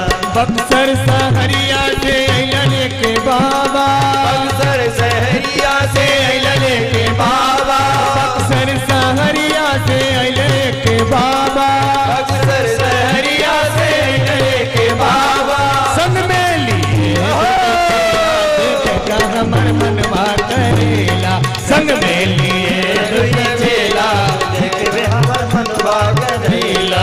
लागल जनकपुर में मेला, देखे हमर मनवा करेला, लागल जनकपुर में मेला, देखे हमर मनवा करेला। लागल जनकपुर में मेला, देखे हमर मनवा करेला, लागल जनकपुर में मेला, देखे हमर मनवा करेला। लागल जनकपुर में मेला, देखे हमर मनवा करेला, लागल जनकपुर में मेला, देखे हमर मनवा करेला। लागल जनकपुर में मेला, देखे हमर मनवा करेला, लागल जनकपुर में मेला, देखे हमर मनवा करेला। लागल जनकपुर में मेला, देखे हमर मनवा करेला, लागल जनकपुर में मेला, देखे हमर मनवा करेला। लागल जनकपुर में मेला, देखे हमर मनवा करेला, लागल जनकपुर में मेला, देखे हमर मनवा करेला। सियावर रामचंद्र भगवान की जय। जय।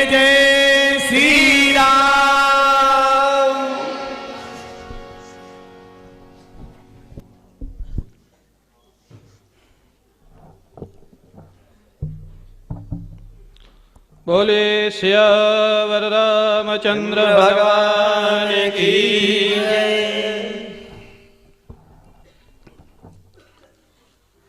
प्रातः काल ब्राह्म मुहूर्त में सबसे पहले श्री लखनलाल जी जागृत होते हैं। यही है सेवक धर्म। सबसे पीछे सोए थे और सबसे पहले जागृत होते हैं। आराध्य से पहले आराधक को जागृत होना आवश्यक है, तभी वो सेवा कर सकेगा। उसके बाद प्रभु श्री राम जागृत होते हैं और उनकी सेवा करके महर्षि विश्वामित्र जी की स्नान इत्यादि करके और उनकी आज्ञा लेकर के पुष्प लेने के लिए चलते हैं। पुष्प लेने के लिए महाराज वहीं जाते हैं जो गौरी जी जहां विराजमान थी और जहां प्रतिदिन उनकी सेवा करने के लिए जानकी जी भी आती थी। वहीं पर श्री राम और लक्ष्मण पुष्प लेने के लिए पहुंच जाते हैं। लेकिन आप इनकी मर्यादा देखें। चहुदिश चितई पूछ मालिगन, लगे लेन दल फूल मुदित मन। चहुदिश चितई, पहले कोई वहां पर दिखाई नहीं दिया माली इत्यादि, तो चारों तरफ पहले खोजा उसको, कहाँ है भाई यहाँ का जो सेवक है, यहाँ का जो व्यवस्थापक है। पहले उससे पूछा और जब उसने अनुमति दी कि पूजा के लिए गुरुदेव के लिए पुष्प चयन करना है, तब पुष्प लेना प्रारंभ किया। और यहाँ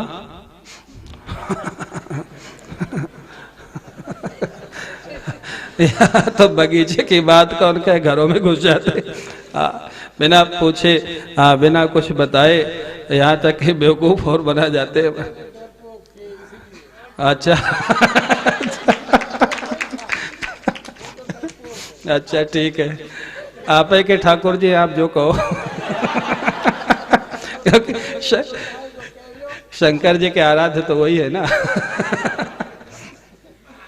लेकिन एक बात लगती है कि लगता है यहाँ के ठाकुर ने आपको फोड़ लिया है।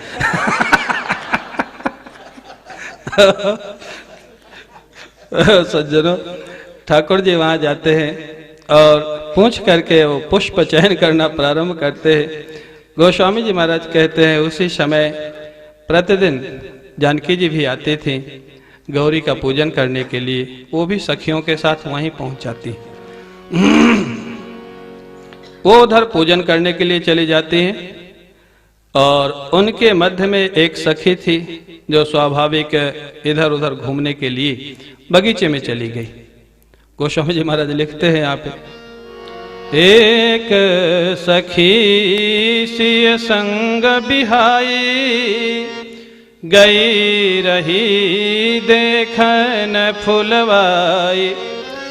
तेहि दो बंधु बिलो के जाई, प्रेम विवश सीता पहियाई।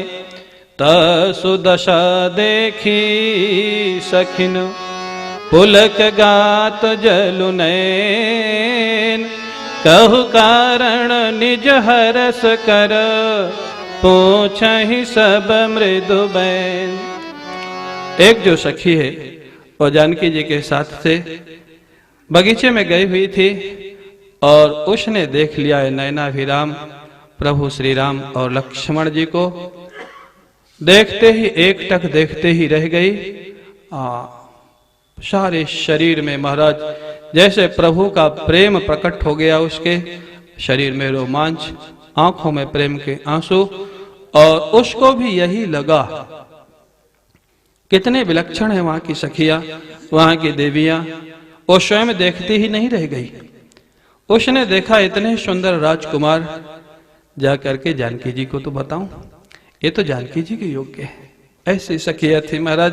प्रेम विवश जानकी जी के पास आती है। उसकी दशा को देखा जब सखियों ने, वो कुछ बोलने की अवस्था में नहीं, हाँ इतनी विह्वल है प्रभु श्री राम के स्वरूप को देख करके। उस सखी को ये अनुभव होने लग गया था, लगता है हम प्रतिदिन गौरी की पूजा करती है और गौरी पूजा के समय ही उनके बगीचे में ही ये राजकुमारों का दर्शन हुआ है, कहीं ये गौरी जी का अप्रकट आशीर्वाद तो नहीं है। इसी से अत्यंत पुलकित हो रही है, शायद यही राजकुमार हमारे जानकी जी के लिए शायद आए हैं, ठाकुर जी ने भेजा है, माँ गौरी ने भेजा है। जब उनकी दशा को देखा, सब पूछ रही हैं, सब पूछ रही हैं मतलब वो बताने की अवस्था में नहीं थी तभी तो पूछ रही है ना। एक ने पूछा नहीं बोल सके, दूसरे ने पूछा नहीं बोल सके, सब पूछ रहे, अरे बता तो सही क्या हुआ, क्या देखा तूने, इतना आनंदित है, इतना रोमांचित है, क्या देखा तुमने, क्या जवाब दिया है उसने। हाँ, ऐसा लगता है कि जैसे वो दार्शनिक थी, क्या जवाब दिया है।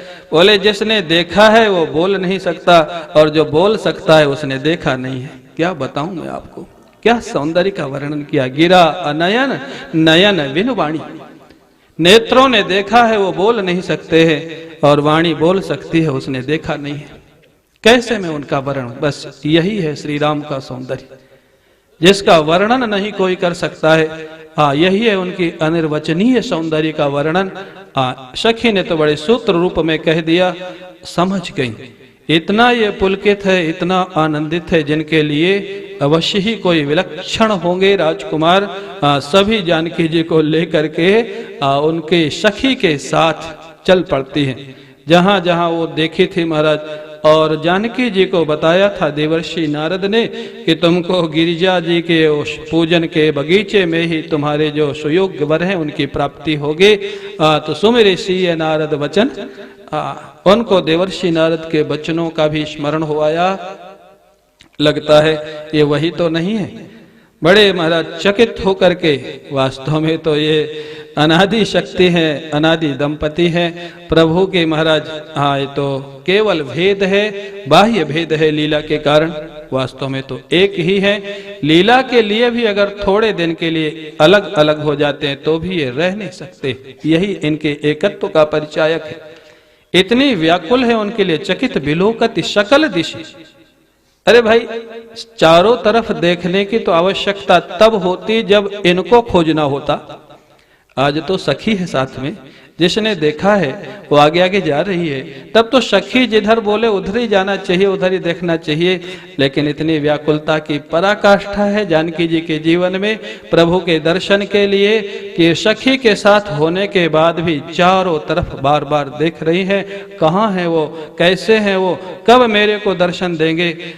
इधर प्रभु श्री राम भी एक मर्द लता के ओट में पुष्प चयन कर रहे थे। वहां पर उनको जानकी जी के जो पैरों में घुंघरू बंधे हुए थे उनकी ध्वनि सुनाई दी। तो वास्तव में लीला पुरुषोत्तम है, मर्यादा पुरुषोत्तम है, दोनों उनके जीवन में विद्यमान है। यहाँ तो लीला ही कह, सब जानते हैं कि कौन है जानकी जी, कहाँ है। लेकिन लक्ष्मण जी से कहते हैं ये जो घुंघरू की आवाज है ना, ये सामान्य घुंघरू नहीं है, ये लगता है मानव मदन, ये घुंघरू सामान्य नहीं है, लगता है काम ने हमको चुनौती दी है। अगर तुम अपने मन को वश में रख सकते हो तो रख के दिखा दो इस समय।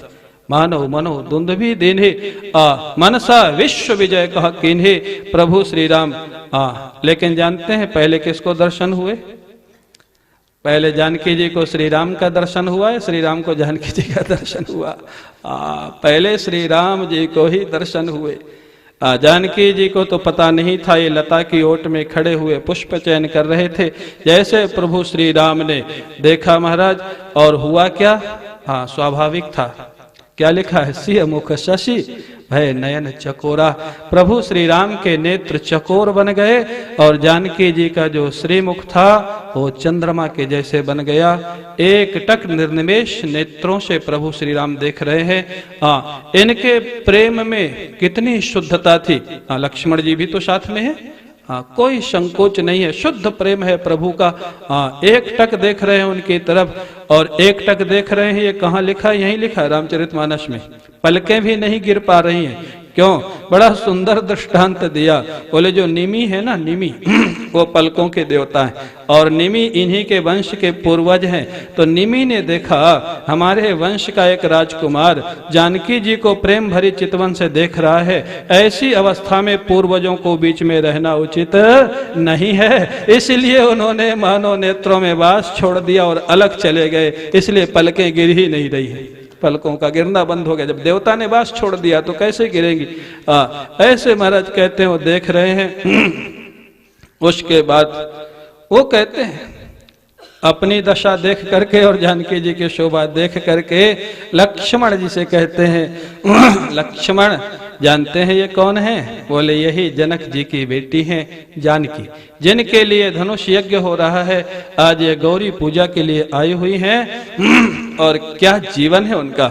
जा सुबिलो की अलौकिक शोभा, सहज पुनीत मोर मनु शोभा। जिनका सौंदर्य देख करके स्वाभाविक पवित्र जो मेरा मन है उसमें भी क्षोभ उत्पन्न हो गया। मैं नहीं जानता, क्योंकि मेरे मन में किसी के प्रति क्षोभ नहीं होता, इनके प्रति ही क्यों हुआ ये कारण तो विधाता ही जाने। क्या इनसे भी बड़ा कोई विधाता है? सो सब कारण जान विधाता। ये विधाता के भी विधाता हैं, लेकिन क्या लीला कर रहे हैं। लक्ष्मण जी से कह रहे हैं, अपने भाई से कह रहे हैं। अब आप यहाँ भी फर्क देख सकते हैं। यहाँ तो इनको थोड़ा आकर्षण ही हुआ तो भी लक्ष्मण जी को बता दिया, और श्री कृष्ण जब रुक्मणी को लेने गए थे तो बलराम जी को बताया था या रातों रात गए थे। एक एक घटना अगर मैं निकालने लग जाऊं ना तो भागवत रामायण दोनों हो जाएगी। आप एक एक घटना मिला ले, कहाँ वो और कहाँ ये। तो कहने का अर्थ क्या है, रातों रात बलराम जी को सूचना भी नहीं थे, बेचारे दूसरों दूतों से पता लगाया कहाँ गए, पीछे से सेना लेके पहुंचे। आज देखो चारों भाइयों की बारात होगी, विवाह होगा। इतने विवाह किए, एक में भी बारात गई? एक भी बारात गई हो तो बता दो। 16,108 में एक भी बारात गई हो तो बता दो। एक भी विवाह ससुराल में हुआ हो तो बता दो। इससे ज्यादा क्या होगा? हाँ, बहादुरी का काम है। देखो राम जी बात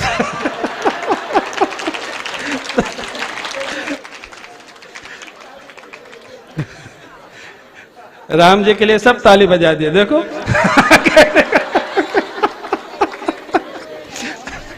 तो कहने का अर्थ क्या है, कितना एक शुद्ध जीवन है, कितना विलक्षण जीवन है प्रभु श्री राम का। लक्ष्मण जी से कहते हैं, लक्ष्मण जी से नहीं भी कहते तो भी कोई आवश्यक नहीं था। लक्ष्मण जी छोटे भाई हैं, कभी पूछते नहीं थे, बड़े मर्यादित रहते हैं, लेकिन स्वयं कहते हैं। और वो स्वयं कहते हैं हमारे परिवार की ये परंपरा है, केवल मेरी नहीं।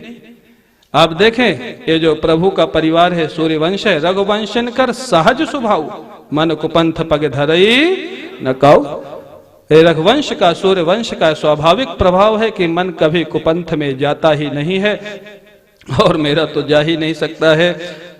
इसके बाद बात करते करते पुनः प्रभु श्री राम के नेत्र जानकी जी की तरफ ही पुनः चले गए। लक्ष्मण जी से बात कर ही रहे थे, अब प्रभु श्री राम तो जानकी जी को देख ही रहे निर्निमेष नेत्रों से।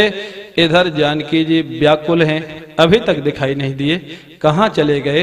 ये सखी तो कह रही थी यहीं थे, वास्तव में है तो वहीं, लेकिन दिखाई नहीं दे रहे। प्रभु बड़े लीलाधारी है। क्यों? भक्ति की परंपरा यही है, प्यास और तृप्ति।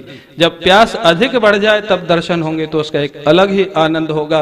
प्रभु जी ने प्यास बढ़ाए और उसी समय थोड़ा जब वो थोड़ा जो लता पता थे थोड़ा हिले, सखी ने कहा लगता है इधर ही है। थोड़ा लता को हटा करके देखा, वही गोस्वामी जी महाराज कहते हैं, लता ओट तब सखिन लखाए, श्यामल गौर किशोर सुहाए। देखि रूप लोचन ललचाने, हर से जनु निज निधि पहचाने।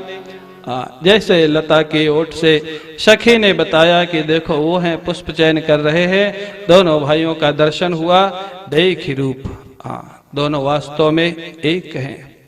दोनों एक हैं, दोनों अभिन्न है, इसीलिए दोनों का एक दूसरे के प्रति इतना अद्भुत आकर्षण है, अद्भुत प्रेम है। उनके नेत्रों को लगा कि वास्तव में हमारा जन्म तो इन्हीं को देखने के लिए हुआ था। आज जिनको हम देख रहे हैं, थके नयन रघुपति छवि देखे, और यहाँ पर भी क्या हुआ, पलकन हो परिहरी निमेश। निमी जी यहाँ से भी छोड़ के चले गए। बोले अब क्या करे, ये महाराज दोनों जगह से छोड़ दिए। अब उसके बाद जानकी जी ने देखा सखियों के साथ हैं, वो भी कितनी मर्यादित हैं, सखियों के साथ हैं, एक टक बहुत देर तक देखेंगे तो सखी क्या सोचेंगे। उन्होंने क्या किया, दूसरा रास्ता अपनाया। नेत्रों के रास्ते प्रभु का जो स्वरूप था, सौंदर्य था, हृदय में ले आए और आंखें बंद कर ली। बस अब तो कोई नहीं कह सकता क्या देख रही है, क्या कर रही है, क्योंकि हृदय में ठाकुर जी को ले लोचन मग रामहि और आनी, दीन है पलक कपाट शयानी। आंखें के रास्ते अंदर ले जा करके और पलकें बंद कर ली, जैसे दरवाजा बंद कर लिया। अब उसके अंदर महाराज प्रभु का दर्शन हो रहा है, आंखें बंद हैं। अभी तो लताओं के ओट से देखा था। प्रभु श्री राम बड़े कौतुकी है। जब जानकी जी ने आंखें बंद कर ली तो लताओं के में ओट जैसे तो उसे बाहर निकल आए। जब बाहर निकल आए तो सबकी सब सखियां बड़ा प्रेम से दर्शन कर रही, लेकिन वो जो मुख्य सखी थी उसने देखा, अरे मैंने तो लताओं के ओट से इनको दिखाया था कि दर्शन कर लो, और अब वो तो साक्षात बाहर आके खड़े हो गए और ये आंखें बंद करके बैठी हुई। वो सखी ने कहा, जानते हो क्या कहा, जानती तो थी कि क्या कर रही होंगी, लेकिन अब वो कई जगह जो कई तरीके से आवश्यक नहीं है, जो बहुत सत्यवादी लोग होते हैं ना, वो कहीं कहीं मूर्ख माने जाते। सत्य हित मित हमारे महाराज जी कहते थे। इसका अर्थ नहीं है कि झूठ बोलना चाहिए। तो कहते हैं वो जो सखियां थी वो जानती थी कि जानकी जी की अवस्था क्या है, लेकिन वो ये तो नहीं कह सकते थे कि जिन प्रभु को आप अंदर दर्शन कर रहे हैं वो साक्षात बाहर खड़े हैं। सखी ने एक बात को दूसरे ढंग से रखते हुए कहा, उस सखी ने कहा कि आप गौरी माँ का ध्यान कल कर लेना, आज तो इनका दर्शन कर लो कृपा करके। अब गौरी माँ के ध्यान में, किसके ध्यान में डूबी वो पता था उनको, लेकिन वो कहना उचित नहीं था। बहुरी गौरी कर ध्यान करे हो, भूप किशोर देख किन ले हो, आज जो सामने तुम्हारे आराध्य खड़े हैं, तुम्हारे लिए ही शायद गौरी माँ ने भेजा है, आज इनका दर्शन कर लो। सकुच सीह तब नयन उघारे, संकोच हुआ। क्यों, जानकी जी जान गई, जानती तो है लेकिन कह नहीं रही संकोच के कारण। उसके बाद जब देखने लग गए तो अब देख ही रही है। क्यों देख रही हैं, अनेक बातें उनके चित्त में आने लग गई। सामने प्रभु खड़े हैं, आंखें खुली हैं, प्रभु का दर्शन हो रहा है। जानकी जी के मन में आया, अगर पिताजी प्रण नहीं किए होते तो कितना अच्छा होता। सुमेरी पिता पन मन अति शोभा। पता नहीं इतने सुकोमल है, इतनी कम अवस्था है, ये धनुष उठा भी सकेंगे कि नहीं, तोड़ भी सकेंगे कि नहीं। अगर धनुष नहीं उठा सकेंगे तब तो विवाह होना संभव नहीं है। पिताजी क्यों प्रण किए, नहीं किए होता तो ज्यादा अच्छा होता। अनेक प्रकार के विचार उनके मन में आने लग गए। अब देख रही हैं तो देख ही रही हैं, आंखें खुली हैं लेकिन मन अभी आंखों के साथ नहीं है, अनेक विचारों में घूम रहा है। तो बहुत देर तक खड़ी रही तो एक सखी बोली, अब दूसरी समस्या खड़ी हो गई। पहले तो आंखें बंद करके खड़ी थी, अब आंखें खोल के खड़ी हैं, बहुत विलंब हो रहा था। एक सखी ने फिर गूढ़ वचन बोला, क्या बोले कि कल फिर इसी समय आ जाएंगी, आज अभी चलती है, माँ याद कर रही होगी, विलंब हो गया, पुनः आओ भी यह मेरी काली, फिर आ जाएंगे यहाँ जानकी जी, इस समय चलने का समय हो गया है। अब महाराज फिर उनको संकोच हुआ और उस सखी के कहने से वो चल पड़ी। लेकिन कहाँ जा रही हैं जानते हैं, एक मर्यादा, एक संकोच है, लेकिन उनके जीवन का जो लक्ष्य है उससे समझौता वो नहीं कर रही हैं। कहाँ जाती, माँ के पास अभी नहीं जा रही, अभी वास्तविक जो माँ है उनके पास चली। कहाँ गई, गौरी के मंदिर की तरफ पुनः गई। पूजा करके आई थी, पूजा करने नहीं जा रही थी, पूजा करके आई थी, इसलिए लिखा है दोबारा गई। जब दोबारा गई, लेकिन रास्ते में जाते जाते क्या कर रही हैं, बड़ा विलक्षण वर्णन गोस्वामी जी महाराज कहते हैं, यह है मर्यादा और प्रेम का विलक्षण वर्णन। हाँ, पूज्य पंडित राम किंकर जी महाराज कहते थे, अंदर प्रेम हुए बाहर मर्यादा हुए, ये प्रभु श्री राम का जीवन है। हाँ, बाहर मर्यादा अंदर प्रेम। क्या यहाँ प्रेम की कमी है? हाँ, लेकिन उच्छृंखल प्रेम नहीं है, मर्यादित प्रेम है। जानकी जी जा रही, इतना प्रेम है जो उनके नेत्र हैं बार बार प्रभु को देखना चाहते हैं, लेकिन अगर उधर ही देखें तो सखिया क्या कहेंगी, ये समस्या है। तो क्या करती हैं, कभी कोई हिरण उधर से जाता है तो कहते देखो देखो एक हिरण कितना सुंदर है, हिरण के बहाने उधर देख लेती है। कभी और किसी पक्षी के बहाने उधर देख लेती है। क्या उनकी लालसा है, क्या प्रेम है जानकी जी का। और उसके बाद पहुंच गई गौरी के मंदिर में, गई भवानी भवन बहोरी। बहोरी का अर्थ क्या है, दोबारा गई है, पूजा कर चुकी है, दोबारा गई है और उनके चरणों में प्रणाम करके उनकी स्तुति करने लग जाती है। साक्षात जो जगत जननी है, यही हमारे यहाँ की मर्यादा है। भगवान शंकर प्रभु श्री राम की आराधना करते हैं और प्रभु श्री राम भगवान शंकर की आराधना करते हैं, यही भक्त और भगवान की विलक्षण मर्यादा है।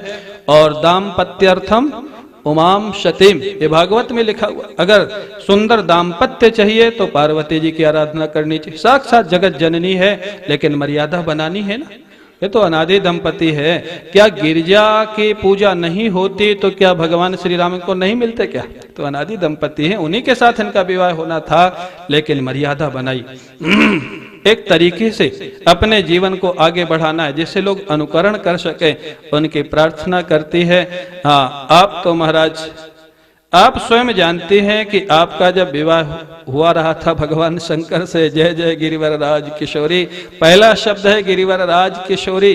क्यों स्मरण दिला रही हैं? आप मेरी अवस्था समझ सकते हैं, क्योंकि आप भी कभी इसी अवस्था में थे, जब आप हिमालय के घर में थी तब।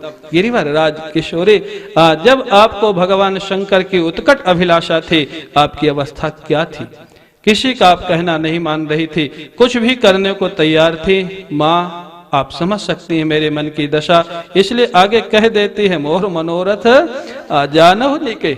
और महाराज आपके तो अगर कोई समस्या भी आवे तो दूसरी चौपाई में क्या कहते, जय गज बदन सडानन माता। आपके तो पुत्र ही दोनों ऐसे हैं कि सारे विघ्नों को दूर कर दे माँ, आपके पास सारी शक्तियां हैं। गणेश जी आपके सुपुत्र हैं, आप स्वयं साक्षात जगत जननी है। मेरी स्थिति आप समझती हैं, नहीं तो आदि मध्य अवसाना अमित प्रभाव, आपका इतना बड़ा शक्तिशाली जीवन है, इसलिए और आपके सतियों में भी आपकी गणना है।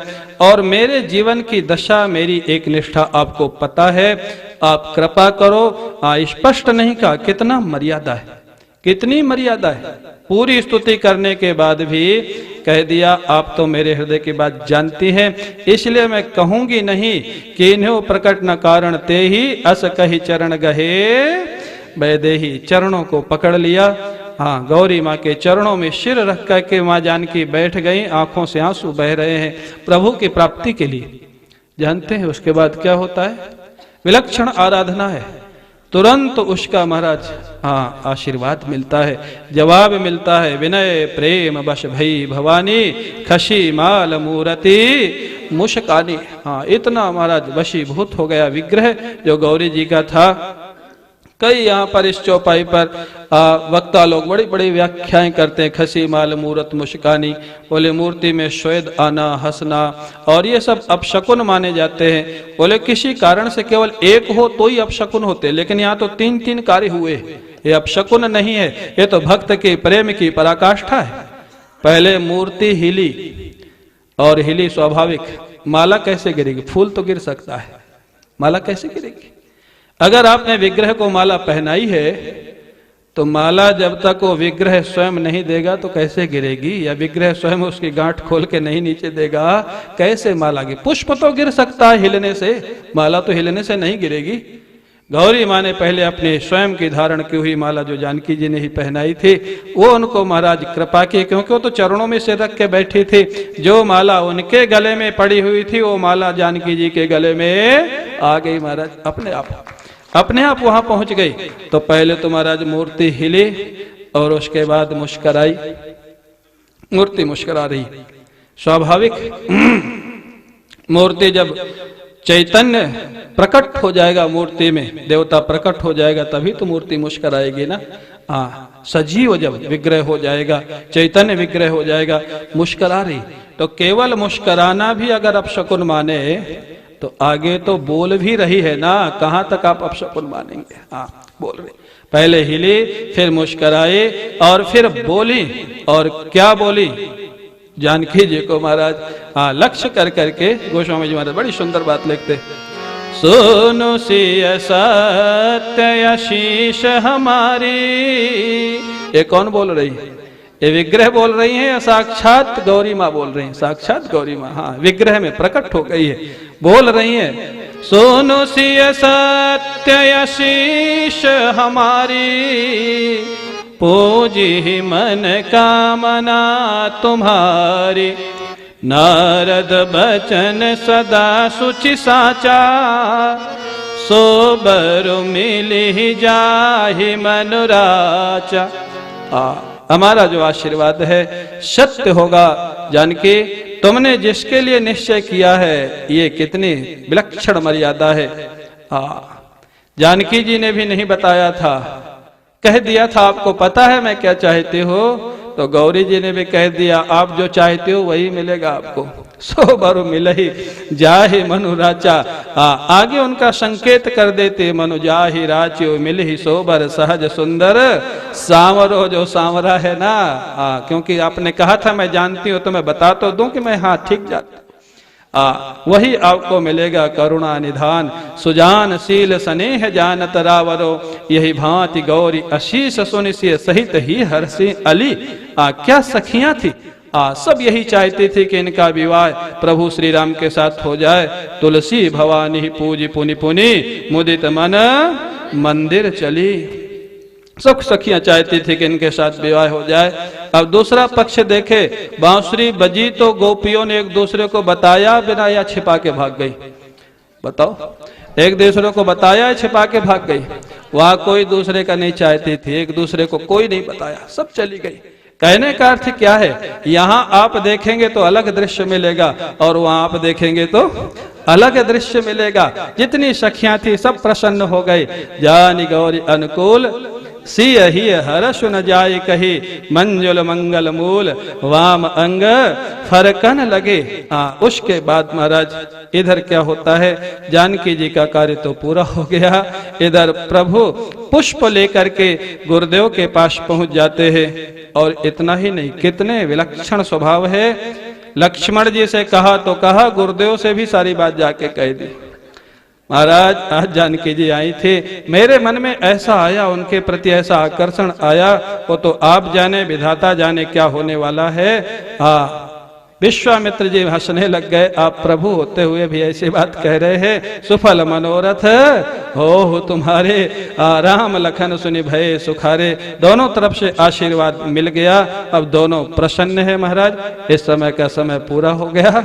अब सायंकाल विवाह का जितना और वर्णन है वो होगा और विवाह का उत्सव मनाया जाएगा। आप लोग आनंद पूर्वक उसका आनंद लेंगे।